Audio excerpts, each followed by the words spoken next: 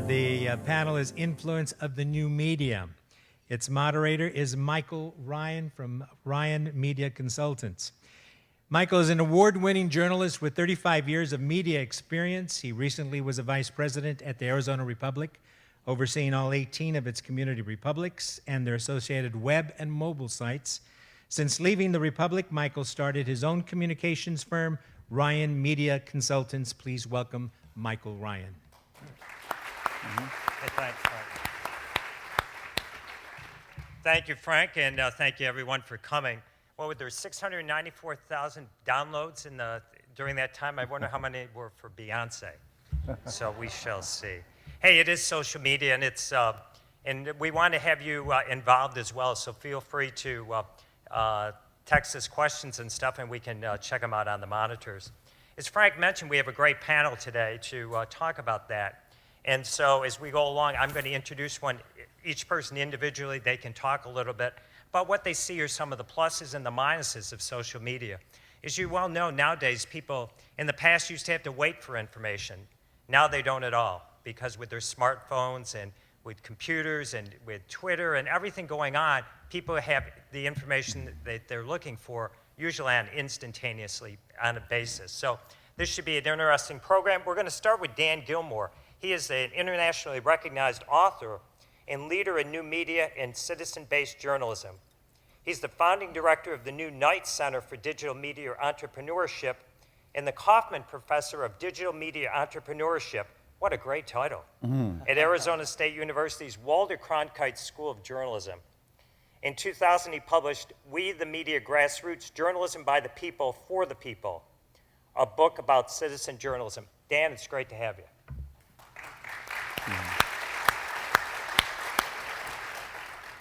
So we're going to talk a couple of minutes. Yes, exactly. Thank you for inviting me. It's great to be here with all of you, and I want to mention a couple of things that have happened in my career to give you a bit of background. I spent over 20 years as a newspaper person, reporter, editor, columnist in Silicon Valley for the last part of it, and left the business in 2005 to do a startup in digital media that failed miserably. Did another startup, co-founded another one a couple of years later in more of a social media context that did well enough to get bought by a larger company, and we did pretty well. And I've been working with students on entrepreneurship at Arizona State, and it's a lot of fun. And it's kind of necessary because they're going to have to invent their own jobs in many cases. And that's not a problem, in my opinion. That's an opportunity. When we talk about social media and its influence, it's not the newest thing around. I've been getting a lot of my news from bloggers for a long time. More recently, some from Twitter, at least, if not news, links to things that I want to read. And I think that's what's going on in a big way, is this kind of recommendation engine that we're seeing develop.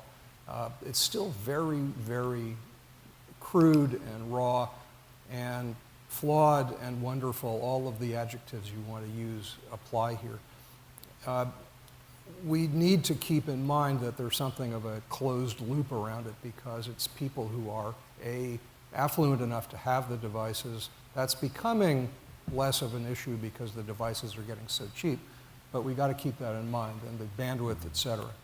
The issues that I think this panel will want to talk about, I hope anyway, are things about whether we can trust and rely on what we're seeing in social media.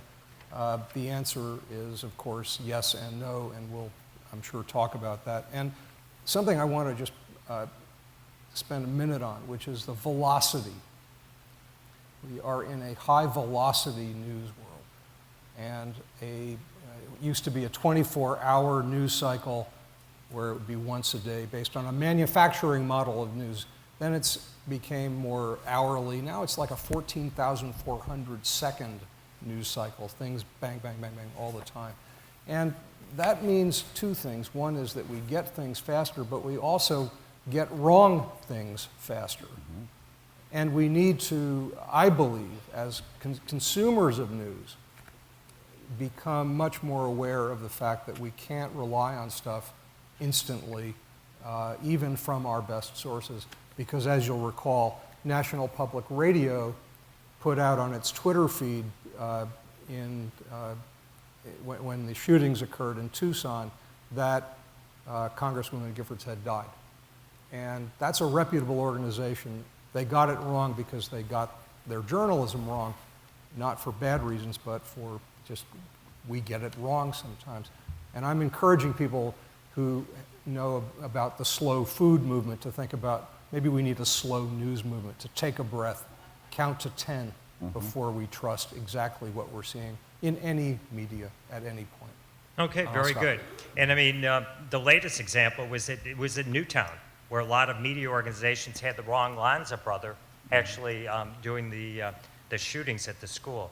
Our next panelist is David Lebowitz. He's an award-winning journalist whose career includes print, radio, and television. He's been named the state's best news columnist, the best sports columnist, best feature columnist, and best radio host. You never did weather? No. Wow, okay. He's covered... I leave it to trained professionals, man. Hey, I mean, how difficult is doing weather here, though? He's covered many national high-profile stories. Since starting Lebowitz Solo in 2009, David's clients list has included statewide ballot initiatives and writing speeches for Arizona Governor Jan Brewer, as well as handling media relations and messaging for former Phoenix Mayor Phil Gordon. David, it's great to have you. Thank you. Thanks. I'm assuming they're applauding for the whole Phil Gordon, Jan Brewer thing. Yeah. I think they're applauding for you. Oh, there you go. Well, no, thank you so much for the invitation. When I spoke to Bo Larson about this, I was kind of fascinated by being a part of this panel because I am deeply ambivalent about new media, social media, and what serves as journalism today. Most of the time, in fact, I actually detest it. I look at social media for the most part as a narcissistic form of self-indulgence where people basically show me pictures of their lunch or the beer they're about to drink. I see people inflicting their egos, saying horrific things that nobody would ever have the courage to say to one another's faces. I see people who purport to be citizen journalists who are essentially liars. Most of the time, not most of the time, often paid by political operatives like myself to say the lies that they say. So I'm very conflicted about that. I think in many ways it's a symptom of a devaluation of journalism, which I began as a newspaperman. You know, I have a master's degree in journalism. I studied with a fellow, Jay Rosen, who I'm sure you're friends with and familiar with, at New York University, and I really held journalism in incredibly high esteem. And I've gone from that end of the perspective to working as a public relations professional, a creative director at an advertising agency, a political campaign person, to come completely the other direction, where I really despair of the future of journalism. So I'm here today in a quest for some hope, to find something to sort of hang my hat on.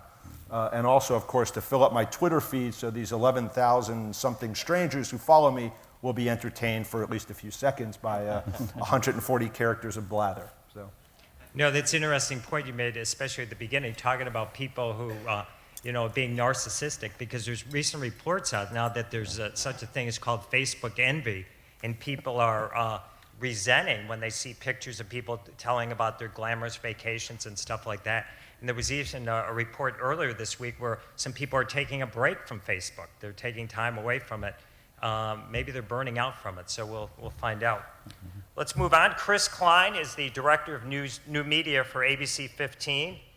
He supervises the digital content and business operations for the station, including abc15.com. You wouldn't mind if people went to that later today, would you, Chris? We'd love it. Oh, okay, just checking.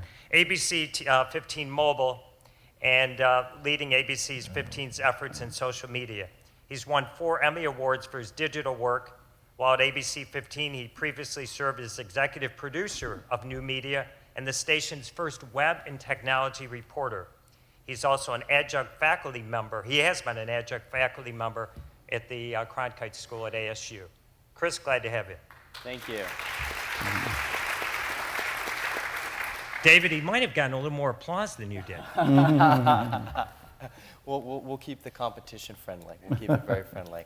I will tell you, though, that I have hope for social media. I find that while it may be in its infancy and it may be growing, that the opportunities and the things that we're able to take away from it, especially in my line of work, are things that we could never have hoped for 5 years ago. I can also speak as a 20-something that the uses for Twitter and Facebook have changed the way that I communicate with my friends entirely. So much so that without social media, I don't think I would know what was going on in a lot of their lives. Not because I don't know how to pick up the phone and call someone, but simply because the way we have grown up and evolved and learned to use technology has changed so much that it's made it easier for us to use these tools and use them well to communicate.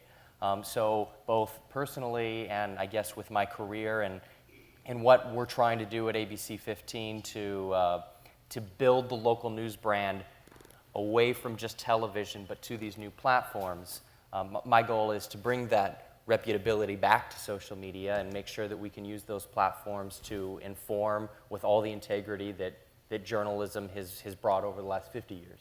Okay. Our last panelist, I don't know, we're getting our money worth out of you today.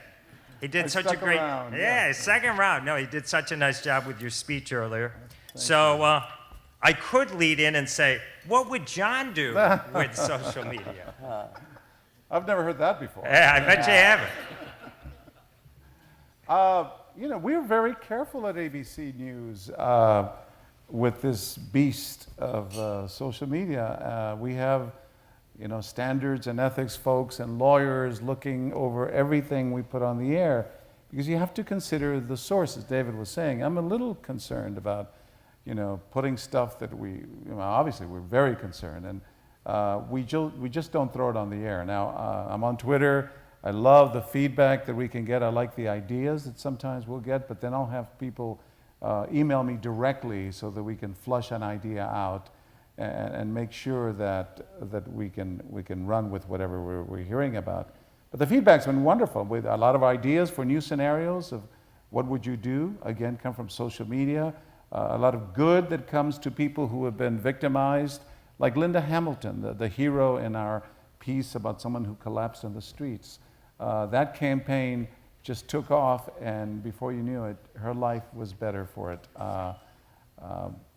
The technology is amazing. When I covered the Chilean miner story, my producer got there before I did. He'd been there a couple of weeks, in fact, with someone else, another one of our correspondents. But he gave me a tour. They had Wi-Fi there. So on our iPhones, he gave me a tour of the camp, where we would be staying, where we would be sleeping, and where the main, you know, the mine opening was at. He did a walking tour, and I was able to, before I even went down there, take a look at what we were to find. So again, I just think we have to err on the side of caution and be extremely careful about putting any substantive information that we get on the air and double checking everything. And it's interesting because I can see, especially with your program, it's a great source of two-way dialogue of getting ideas. But the one I really want to talk about and delve into now is, I mean, the fact is there's a lot of opinion out there these days. But quite honestly, there's not as much news gathering as we used to have. I mean, you just look in our market here in Phoenix or in any market throughout the country with the loss of a lot of newspapers, with even reductions at, you know, at radio and television stations and stuff like that. And so, David, I'll start with you because you seem to sense that that's a concern of yours as well about the, you know, the lack thereof as much as news gathering, where people are often sounding off on opinions where they may not have all the facts. Well, sure. I mean, you know, one of the things I've seen, whether you're talking about political campaigns or you're talking about news stories in general, is that the people who are putting together the sets of facts, who are telling the stories, are not as experienced, not as skeptical in a good way, And Dan talked about the 14,400-second news cycle. They're harried, they're on deadline, they're rushed. So it becomes kind of a perfect storm of somebody who's inexperienced and in a hurry, who becomes a bad driver, who then hits an obstacle driving down the road, and then it's kind of reified by this social media echo chamber. So now when if I made a mistake in 1947 and it appeared in a New York tabloid newspaper, we corrected it and we went about our merry way. Now that mistake is pushed out into the world and can live on in Google results in perpetuity if we're not careful. So mistakes have deeper ramifications, like dropping a pebble into a puddle. Yeah, and I mean, I think there's a great example in the last month, the Manti Te'o story. I mean, the fact was, for so long, everybody believed Wally had this girlfriend who had passed away, and she died on the same day as his grandmother did. And as it turned, I mean, reputable organizations throughout, including Sports Illustrated, put him on the cover, almost deified him. And then it turns out that, the girlfriend, it was all of a hoax. So, I mean, is that troubling for you folks as people who've practiced the craft of journalism, seeing these type of things pop up? I think, yeah, of course it is. I would also say that it's been a troubling and challenging situation, not just since the advent of social media, right? This story, I believe, would have happened whether it is today or 10 years ago, and social media can exacerbate it. But it gets back to the fact that, as I see it, we have to remember that social media is an infant. Just like television was an infant, and just like previously newspapers were an infant.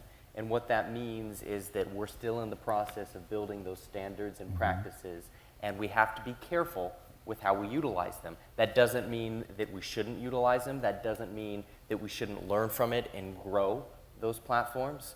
But I can speak for the way that we handle it at ABC 15 when I say that what we've tried to do is treat social media the same way that we would treat our broadcast. And to your point, John, before we go out on Twitter, to make sure that we would feel comfortable saying whatever we tweet out on the air too. And making sure that our management teams are comfortable with the verifications that we would need for any platform. Now, what makes it complicated is that we're not the only ones tweeting, right? There are 400 million tweets as of, I think, last fall, every single day that are sent out around the world. 400 million. And they're sent out by you, me, conservatives, liberals, anyone and everyone with an agenda or not. And how we determine what to treat as fact and fiction is a major challenge, no question. I'm not really sure what I'm more troubled by. I mean, we could turn this into a conversation about journalism, and I could say, I'm not even sure why ABC 15, my local television station, is covering the story of a Notre Dame football player and his fictitious girlfriend in Hawaii and all that. Yeah. And that, to me, I would argue, like, why is that even part of local news? Or I could argue, I'm not sure why the American population of 320 million people somehow feels like they have an emotional connection to Manti Te'o, who really is just a fictional character himself, who we've sort of brought into this incredible platform. And we are all emotionally invested in this guy we've never met, who has no connection to our lives, and we're all tweeting our opinion about Manti's relationship with his girlfriend when we're not busy paying attention to my wife, who's sitting next to me at dinner while we're at Applebee's sharing chicken wings. That, to me, might actually be more of a pathology than what we're talking about. See, I feel better about those applause, Mike, than I did about the Jam Brewer. And I hope you paid the bill when you're having the chicken wings. Absolutely. But Dan? it's, I mean, I don't mean to be a curmudgeon about it, but and I don't mean to pick on ABC 15. You're not alone. But there's a lot going on in that whole story. It's a great story, but there's a lot going on there. And to that point, I would say that people are interested in the story because it's something that is unusual, something that people can relate to. It's something that people can talk about with their friends, and whether they're talking about it around the dinner table or they're talking about it with their friends on Twitter, the fact is that social media does still create opportunities for people to engage in constructive dialogues. Are they always constructive? Of course not. Of course not. Yeah. But you can't deny that social media allows that communication, just in a different form. It's also good for ratings, right? Hey, yes, of course. In the same way that What Would You Do helps with ratings too. Yeah, absolutely. But if we can marry that with the ability to help people become better in their lives, or to share with them stories that can help them prevent something bad from happening to them, then we can have the best of both worlds. And by the way, ABC News did that story ad nauseum too. So I mean, we're not picking on you. People are interested in this, and Diane Sawyer was talking about it. So, And how do we balance that? Because I mean, the fact is, with social media, and especially with ABC's case, with ABC 15, with other companies that are trying to make money, trying to figure out how do you make money capitalizing on social media. I mean, we have a great example here in Phoenix this week. I mean, the fact is that we know the traffic to the Joni Arias murder is getting a lot of play, and we can't give people enough of that, because we know that's going to drive page views. We know that's going to drive social media conversation. Where is that really more important than what Jan Brewer may be doing with the Medicaid system in the state? So how do you balance all that? And Dan, we'll start with you. And just since you're teaching this, how do you work with your students in trying to show them, okay, hey, stuff that may be newsworthy or maybe get overplayed by things that people might have more of an interest in? I have to say I've given up trying to, I've given up efforts to make traditional media act responsibly. I don't think they will. And they're not because they're bad people. It's because they're chasing what they believe their audiences want. Mm-hmm. And I find that a little depressing. But it's not that new. This has been going on forever. Tabloidism has been the most popular kind of journalism for a long time, and entertainment. Mm-hmm. And I put sports in that category. I think the best we can hope for is that people will seek out useful stuff that affects them in their own lives, and that we can't stop audiences from wanting to be entertained, and this is what a lot of this is. But we can encourage people to try to understand the difference between junk and not junk, as they do with food and other things, mm-hmm. and we can hopefully create a new ecosystem of media that will produce more of the non-junk than we've had before. So I actually vehemently disagree that we have less news gathering going on today. In aggregate, I think we have a lot more. We certainly have less from the traditional organizations, drastically less. But there's some other stuff going on that we need to pay a lot of attention to, and very importantly, figure out how to sort the bad stuff from the good stuff, the depth from the superficial, and that it's a new developing ecosystem in its infancy, and we haven't even begun to figure out how to do this yet. It's hard, because how do you define where it's coming from? How do you really check, What are we going to do? Get people to start checking up on that one guy who's tweeting, or, I think people develop sources of information that they learn to trust for various reasons that may include ABC News and some blogger who happens to know more about some topic they are interested in than anybody else, including ABC News. This is how I've been adapting to new media, and I'm probably the optimist in this room. I think this is we're on the cusp of a very messy, lengthy period of figuring out this new system, but it's going to be, I think, better in the end than the one that we replaced. ABC News, for example, recently signed an online alliance with Yahoo News, and they get 100 million users a month. So we're trying to have some control over some of that information. And as it relates to social media and that idea of more or less news gathering, to use an example just from 2 weeks ago when we had that horrible Phoenix office complex shooting, social media is the place where we all learned about it first, where folks were tweeting out information, were posting on Facebook, were sharing photos, alerting others about what was happening. Now, that's not to say that all of that information was initially correct, just as if a frantic friend calls you up and tells you about something happening where they're at, right? But it is a source of information that we can use as long as we take that information with a grain of salt and verify it with the appropriate folks that we need to. I find that it's very easy to take social media and to look at social media and to say it's bad because of all the negative things that can happen.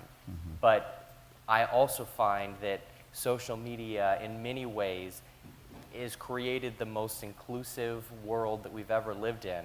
And once we figure out how to use it better, is going to create an atmosphere where we can all have a dialogue and share information that's important in a way that we've never even been able to imagine. I bring up an example that I thought of while Dan was talking about how we're sorting through things. So the Arizona Republic has a website, AZ Central. We're probably all familiar with it. Certainly Mike is from his past. AZ Central had at the bottom of stories a comment section. You could go to the comment section and you could post anonymously whatever you wanted to post. Now, in the political world, let me assure you, since I've worked in it for many years, that what that meant was that anytime there was a political story, people on each political campaign created fake identities to go to the bottom of stories and post all sorts of hateful things about the person in the story. Now, the Republic changed their policy and they said, you can't log in anymore anonymously. Now you have to use your Facebook account to log in. And they thought, this will solve it. All the political campaigns and political operatives have gone out and created fake Facebook identities so they can go to the Republic and say all the same nasty stuff that they said before, but this time with a fake picture of somebody with a fake name. Now, we're still figuring that out. Yeah. In the meantime, as we're figuring it out, it's not particularly pretty. But the issue there is not that people post garbage in comments. We know that. That's traditional and normal, and it's comments are the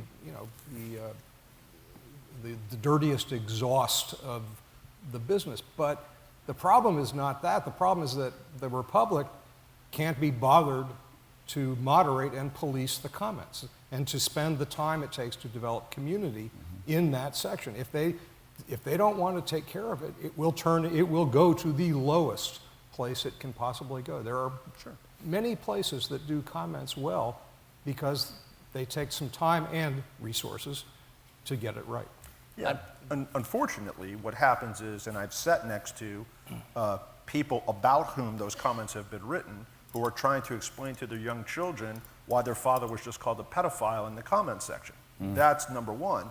Number two, I've also read surveys that suggest that there are actually people who, unfortunately, like us, vote in elections who believe the crap that they're reading in the comment section, and it influences their opinion. Yeah, but there are people who believe the supermarket tabloid with an article about Obama's latest alien love child from Mars. I agree, but that supermarket tabloid happens to be the largest circulation newspaper in the United States. A comment section, it is. Well, that tells you something. A comment section is a living room for the owner of the house that it lives in. And I don't invite people to my living room, and if they spit on the rug, I'm going to invite them to leave. And this is part of moderation in both senses of the word in a comment thread.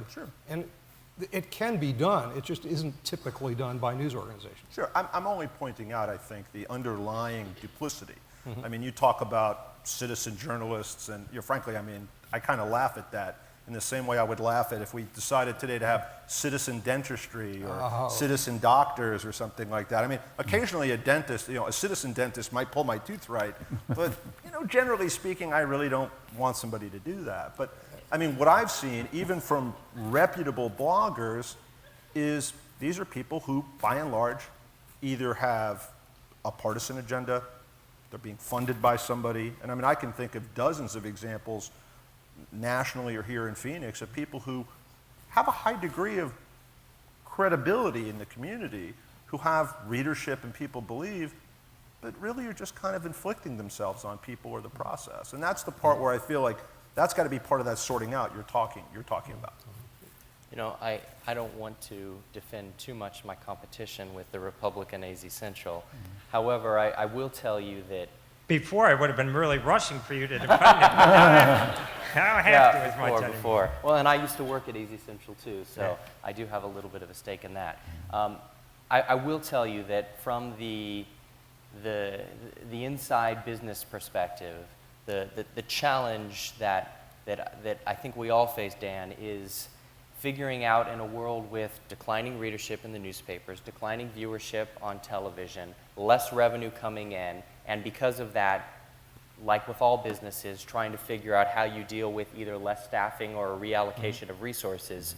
How do you best integrate these new platforms, figure out how to moderate the comments, but to your point from earlier, still make sure that the news gathering doesn't decline too. And I'm not saying that the moderation that is or isn't in effect there is the right system, but I know for a fact that their organization and our organization are faced with these tough questions of where do we put our time and efforts and what is the priority and how much can we and can't we do every day. And it is not an easy discussion or situation to be a part of, but we know how incredibly important it is that we figure this out and we continue to grow.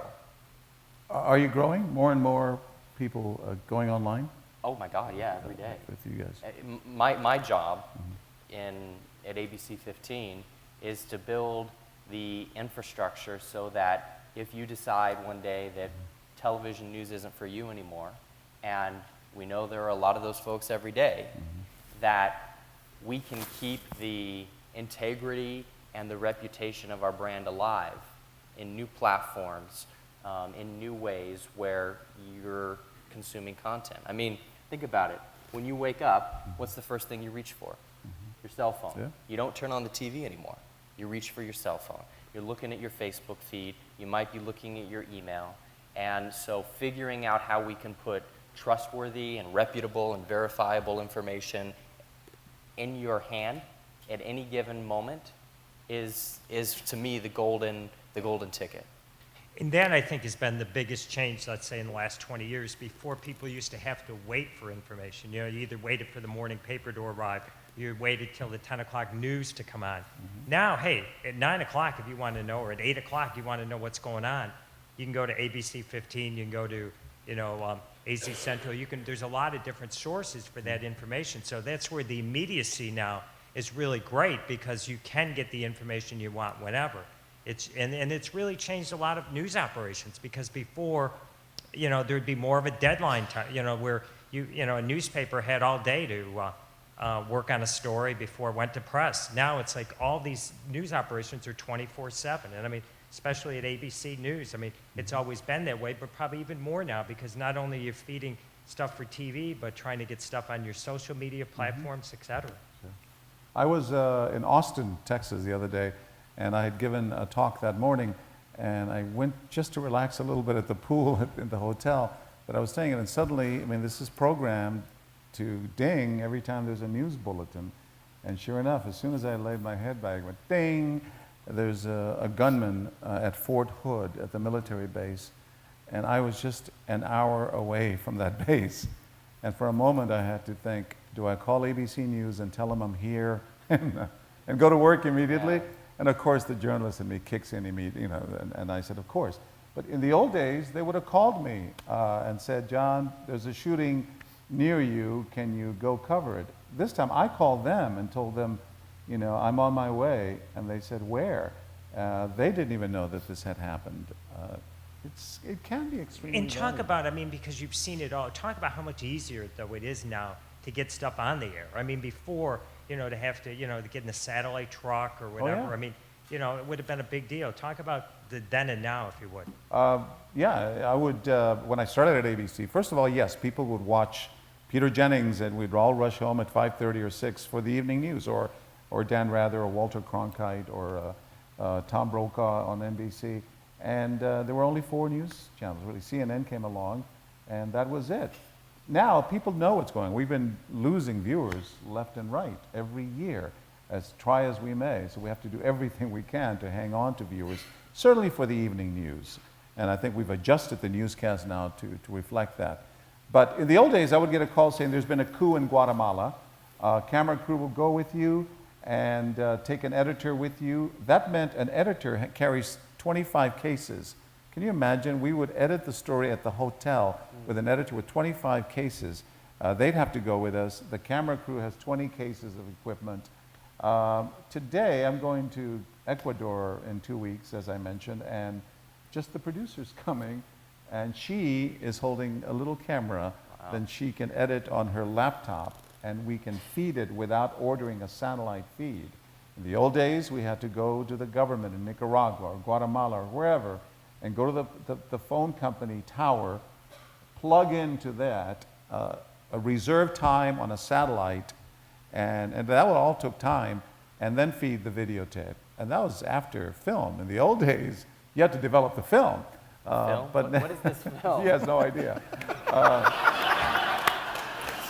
You have to find the Walgreens Yeah. in Nicaragua. Yeah. Had to find the Walgreens there. Yeah. So it's, are you kidding? It's immediate. And I can shoot stuff with my iPhone and get it on the air if we have to. Do you find it easier to report though, because without all that obtrusiveness of cameras and big cameras and all these other people, where people tend now to be a little more conversational with you because to them it's just you, they don't see the accompaniment of people? Absolutely, yeah. It's much easier. It's much more intimate, when you have just one little camera instead of all these lights and the big production that it was. So I think it is, but we just have to be more careful, that's all. Before we throw it on the air, we have to resist that temptation of trying to be first and instead try to be right. Dan, when you're meeting with your students, what cautionary words do you have with them as in class, or what are some of the big themes that you talk about regarding social media? Well, keep in mind the thing I've been doing at ASU is almost the opposite of cautionary. I'm encouraging them to imagine new services and products and to think through what it would take to do them from the idea to the actual development. So about the last thing I want them to do is be cautious. However, when we talk about the principles that go into these things, and in an online course I'm developing about media literacy and understanding what's going on, then caution is a very big part of it. I'm really anxious that the audience be thinking more than it has been thinking about what's going on, and that we've had a 20th century model where the audience just sat back and like this or like that and let it sort of flood over them. It's not going to work anymore. The audience has to do a little bit more work. That's where the caution has to come in, because the flow of information, much that's bad, some that's good, just obliges us as audiences to apply some of our instinct, of our skepticism, of our judgment, and a number of other things to have a chance of getting it right when we make decisions based on what we see and hear and read. So I want the students to be, develop wild new stuff that I would never dream of. So have you found more students in your years at ASU, have you found more students wanting to pursue this, or how would you rate the number of people who are coming through, and how have they changed through the years that you've taught?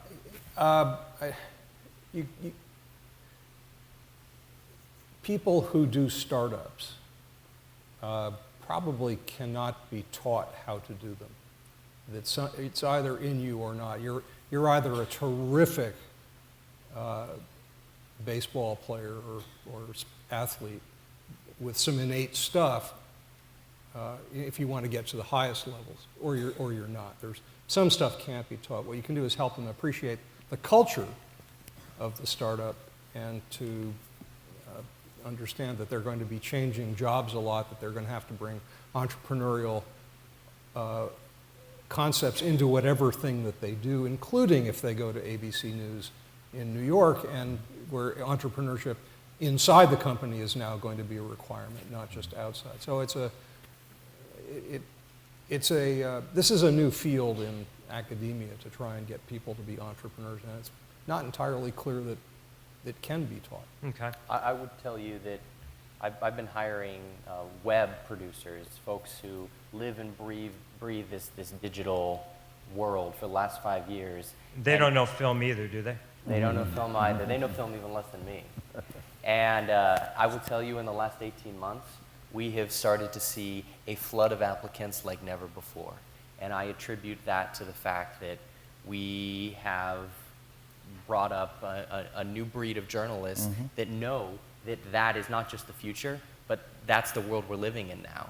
And they aren't as convinced that going for those typical journalism jobs are necessarily going to sustain them. Yeah, you know, it's funny, you mentioned trust.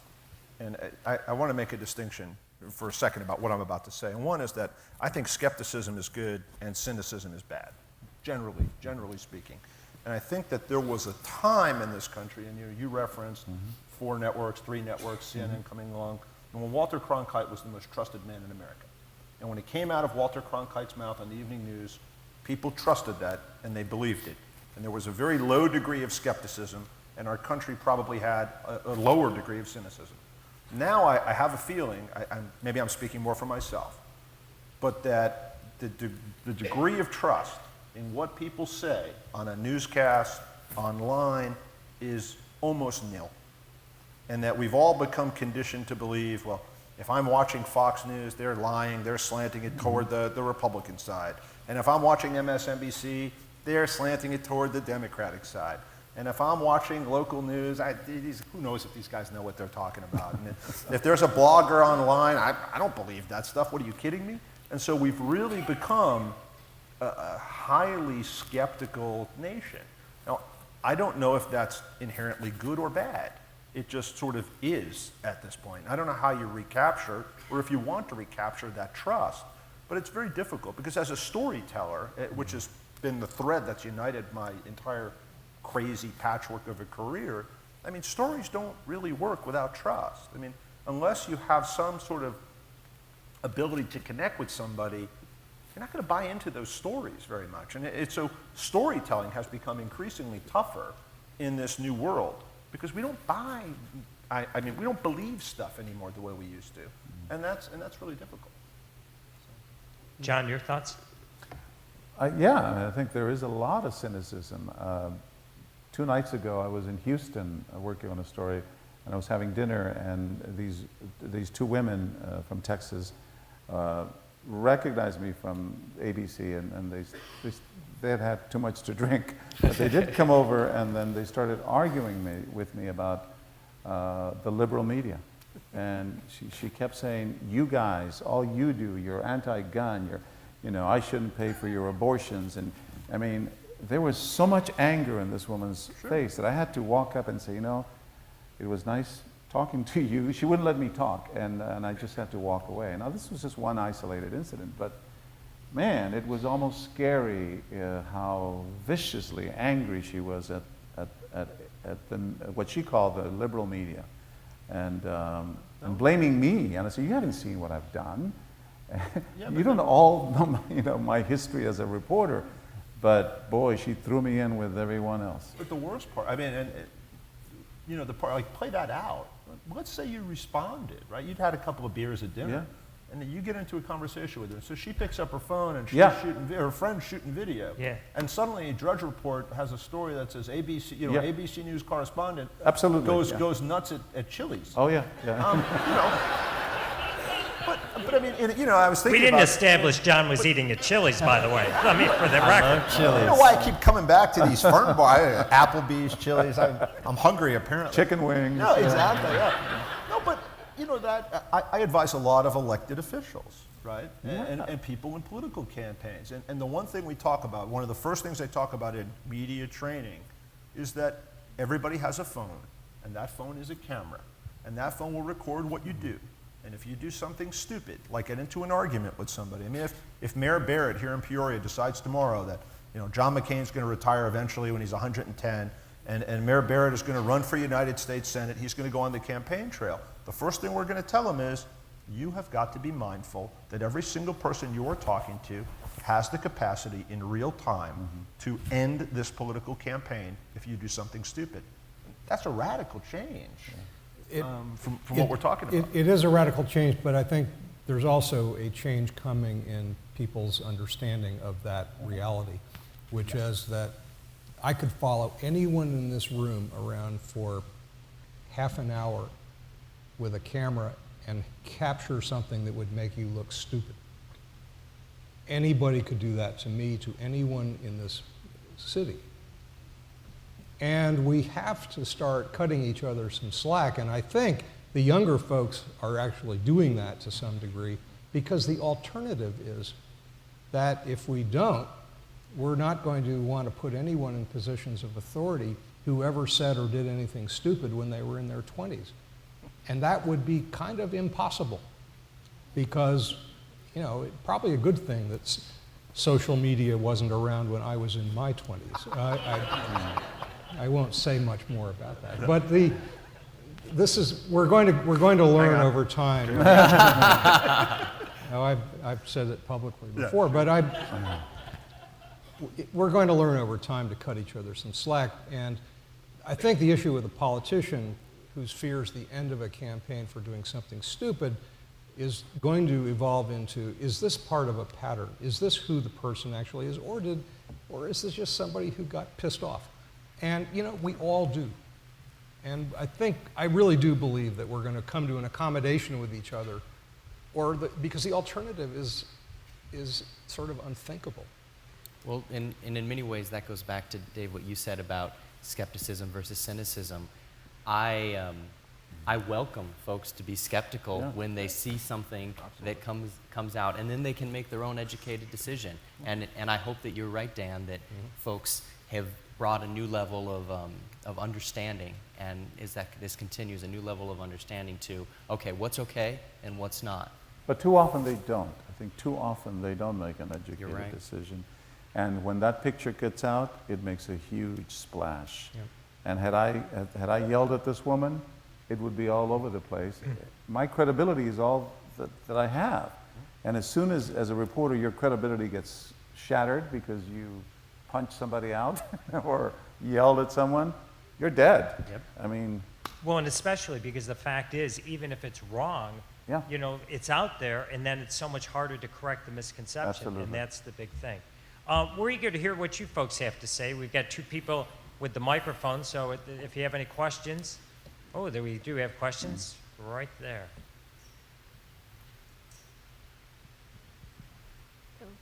Well, I found this really fascinating. I graduated like in the Ice Age with a journalism degree.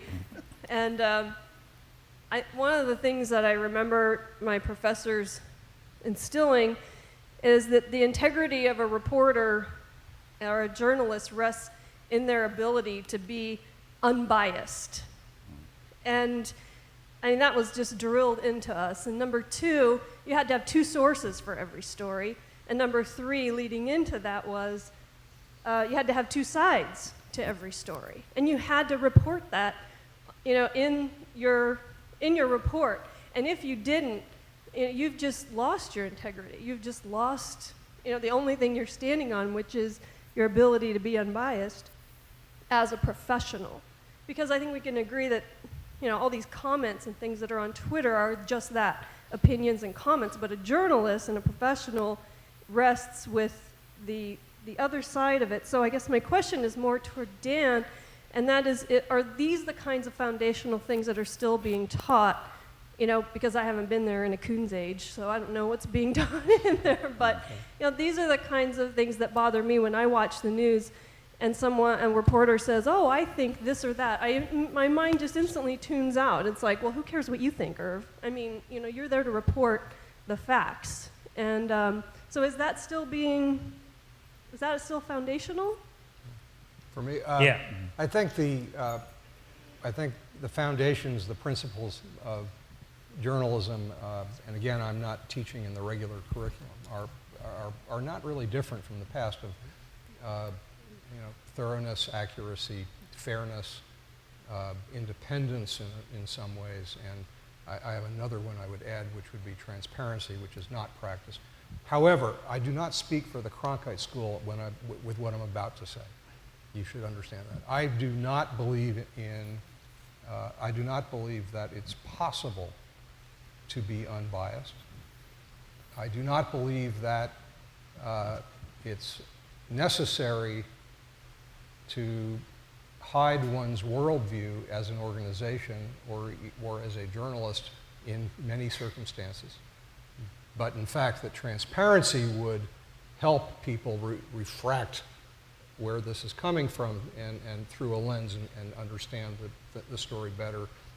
The obligation to look at more than one thing to find out. But I strongly, strongly oppose the notion of two sides to anything. I think that's one of the great tragedies of modern journalism is the unbelievable tendency to quote two people and think that your job is done when one of them is lying. And that's what a lot of journalism is today, and it makes me sick. And it's a lot of Washington journalism in particular. You know, the thing about it is too that, you know, I always thought a lot of the reporting, it's also subjective. Because I mean, the fact is, anytime, let's say there's a big news event going on. Let's take an Obama press conference. And this would be a good, if you want to do a test sometime. Pick 10 websites, go read their stories about it. And you'll read that they saw the same thing, but what did they pick out? And so, I mean, the fact is, it's always interesting because I always tell people, if we're doing math problems and, you know, and everybody's being asked how much is 3 plus 3, you better have the answer 6. If you don't, you're wrong. But a lot of journalism, there is the subjectivity that comes in. I mean, if we all went out and saw, you know, some event, or if we were all writing a story about this event, I bet you'd have all different takes on what your lead would be, or who you might quote. That doesn't make you right and the other people wrong. So I think it's just something that really has to, you know, develop. So I think it's just really, it's really tricky this day. And to Dan's point, I think too, sometimes when people, you know, will, you know, sometimes people will go to great extremes to find somebody who's opposed to something, where, you know, most of the people are in favor of it. But, you know, they figure, well, gee, you know, we got somebody in support of something, we better find somebody who's in the negative. So it's just interesting. Other thoughts? Well, I always think about it from the political context, where, and I think Dan and I are kind of singing from the same hymnal here, where this idea of like, I have to go get the other side is, if I make a wild accusation about my opponent in this race, so-and-so is an alcoholic, he's not, but I make that accusation. We are going to report that what we've reported is David Leibowitz has made an accusation that so-and-so is an alcoholic. And to get the other side of that story, we go to the guy and we go, well, you an alcoholic? And he goes, no, I'm not an alcoholic. And then the headline is like, you know, consultant, governor is alcoholic, which is really all half the people read anyway, and then that gets tweeted out in the world. And somewhere in the fourth paragraph, there's a denial. Now, I'm sitting at home, if I'm the person who's now been sort of slandered, thinking, I don't even drink. What? And the journalist is saying, well, I got both sides of the story. I got one guy saying he's an alcoholic, I got the other guy, I have his denial. But it's not true. Or worse yet, it says so-and-so denies he's an alcoholic. Yeah, exactly. It's the when did you stop beating your wife thing, you know? It's like, how do I answer that question? That's not a good answer to that one. Stenography is not journalism, and unfortunately it has become journalism in the modern age. Other questions? Yes, I have a question. I think most of us in the room, we don't work in the sexy news-making industries. We work in local government, schools, human services.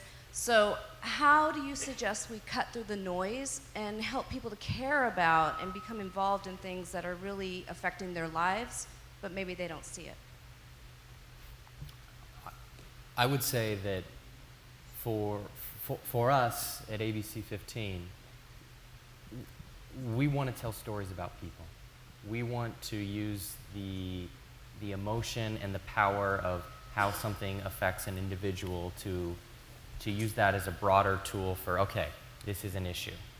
And through social media, through all of the ways that you can reach out to us now, we're in a position where we can tell more stories than we could ever before. But unfortunately, we have limited resources, as do all news organizations right now. And so we're asking for you to help us know about those stories.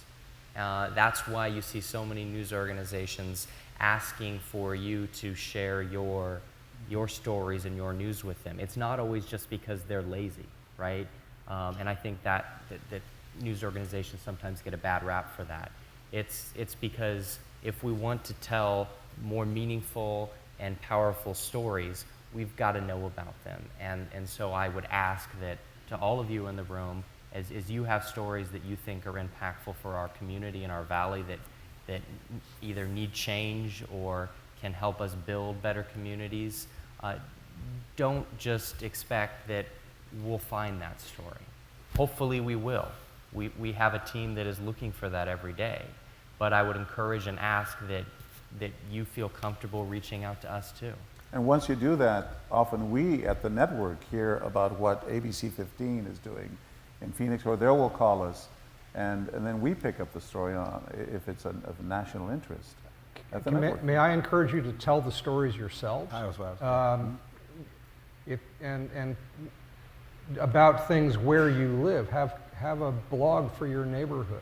Have a collection of blogs for your neighborhood. Do not assume that the only way your story matters is if local television covers it or the Republic. That's actually feels wrong to me. I think the stories are yours and that you should certainly tell them about things, but 1 out of 1,000 is going to actually make it on the air. Your own neighborhood wants to hear things. That's the value of, one of the great values of the citizen media is to tell your own stories to people who know each other and can improve their neighborhoods and their lives as a result. But you want bigger exposure, don't you? But Dan is 1,000. You're both right. I mean, I have plenty of clients who I assure you do really boring stuff. I mean, I have financial services clients and a lady who owns a big trolley business, and they're not terrifically fascinating. I work with firefighters and police officers. That's really interesting. But we've cultivated Facebook pages and Twitter feeds and YouTube channels and LinkedIn stuff, and put real sort of here's how this makes your life better stories in front of people, and they get passed around, and it's not like it's John Quinones on ABC, and it's not like Adam Slinger on Channel 15 or something like that, but hundreds of people who are very interested in your community will then pass those stories around to one another. So I always feel like one terrifically interested kind of evangelist for my cause is better than 100 passive, I kind of saw what was on in the background viewers. So I strongly believe that Dan is on the right track. And one thing to keep in mind, though, is that you should really ask yourself one question and be really honest. Why will people care about what we're trying to get out? Because until you can really define it in your own mind, it's like with a school board. It's like when people are trying to get a school board bond passed. How are you going to make that connection with people in the community? Why is it important for them? Because again, you have to think about the end consumer. Why are they going to care enough that they should be supporting that? And until you can really refine your message, then once you've done that, then you can go out and seek that seek getting coverage. Sir, go ahead. One of the there you are. back to a more broader aspect, the traditional TV news is one way generally, except there's exceptions now with like this thing where you can phone in.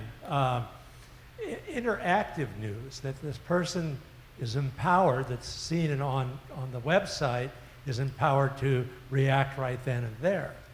I mean, that's the news that's alive.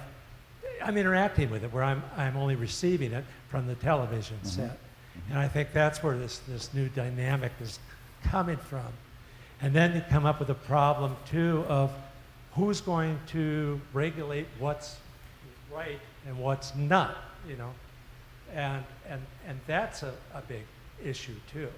And that can go, whether it's the individual or on up to the network or the big corporation thing like that. So what's your question? So my question is that, I said, do you think the more interactivity from the straight, from the news broadcasting enhances the news? That's kind of in your boat more, but I mean, I would say, like, we're almost talking about two different things.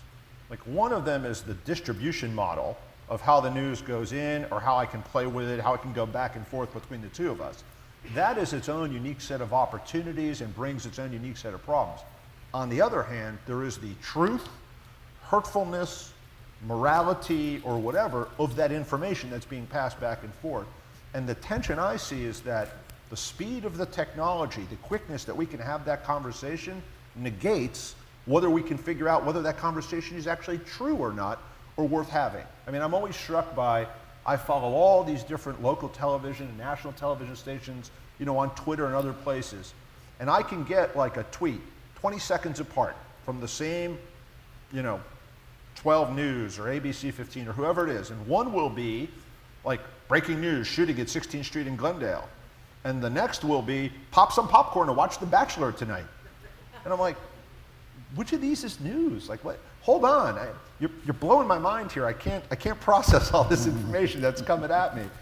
And you know, I was struck by, go back to that slideshow we saw at the beginning where it said something about like, we'll produce more information. I don't know what an exabyte was, but it sounds like a lot. We'll produce more information this year in terms of exabytes than the planet had produced in 5,000 years.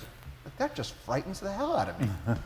How do I take that in and understand it? You know, I can barely pay attention when my wife is trying to explain to me where I'm supposed to be for dinner. So that's a tough world. I think it's Applebee's. Yeah, probably. And chicken wings. With some chicken wings.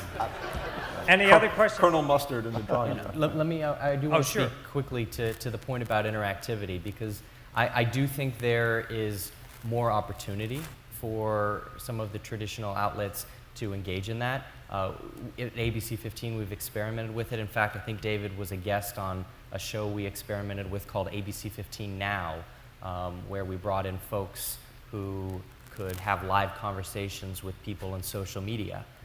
It's not perfect, as David said. Sometimes those questions can come so fast that you can't get the answer quick enough. But that goes with this world of creating a place where folks can directly have a conversation, and skepticism is good, and each person has to take, I think, their own opinion based upon what they hear. Is it working great right now? No. The show's not on the air anymore. But we're trying, and things like that are part of this new world. Okay. Question up there? Gentlemen, thank you for being here, and I really appreciate the fascinating discussion. That last question was kind of a setup to my question, in more of, it seems like we're kind of going through the growing pains right now and trying to figure out how all this kind of fits in as technology seems to increase on us and makes the delivery, as Mr. Liebowitz made a remark to, news is getting out there fast. And so my question is more, where do you see, each one of you, where do you see the news delivery 10 years from now? And the reason why I ask that is to better prepare ourselves moving ahead and kind of plan for what to expect or how to deal with it. And I'd love to hear each one of your feedback as to where do you see news, that news delivery model in the future? We must think alike, because I was thinking of asking that question. So that's a perfect, probably good ending question for us. So Dan, we'll go right down the line. 10 years? I'm not nearly 10 years from now. I'm not nearly smart enough to know the answer to that. But we can look at, if we look at technological trends, we can extrapolate fairly clearly where we're going, which is standard things that have been going on since the transistor was invented and then the integrated circuit. The things are going to get more powerful, smaller, cheaper, et cetera, but on an exponential scale, so that it, doubles or so every year or two. That is continuing. It's just not stopping. Things that are now devices that are separate and disparate and distinct are going to start melting into our clothing, eventually into our actual bodies. This is all coming fairly rapidly. So I don't think it's about delivery of news as much as how we get our own news. I think we should think about it in those terms, that the delivery system is clear. It's the internet. It's packet switch networks, to use the technical word. And how we're going to find the stuff and how it's going to get to us and it is, I just think it's just going to get more of this, more so of what we have now, but deeper and richer and vastly more of it. I keep coming back to the issue of how we're going to ensure that we have good stuff to get, and how we're going to pay for that, if it's going to be paid for, and secondly, how we're going to sort it out. But I think that there's enormous opportunities, but we're going to end up with very individualized news based on our lives, our communities, our interests, with connections to the society at large. But how we're going to do that, ask my students. They're going to figure it out, not me. Yeah, good point. I think especially the issue is going to be is how are you going to pay for it? Because a lot of these news organizations have got to figure out a model of how they can make money to replace the money they're losing from their former products. Mr. Leibowitz. I'll divide your question into what I don't know and what I know. What I don't know is virtually everything, including, as Dan just alluded to, I don't know what the distribution model will look like 10 years from now. I don't know what the technology will look like 10 years from now. I would suspect that it will become even more disparate. There'll be many more niches. It'll be more individualized, that will have bajillions and bajillions of different ways to find the kind of stuff we're interested in.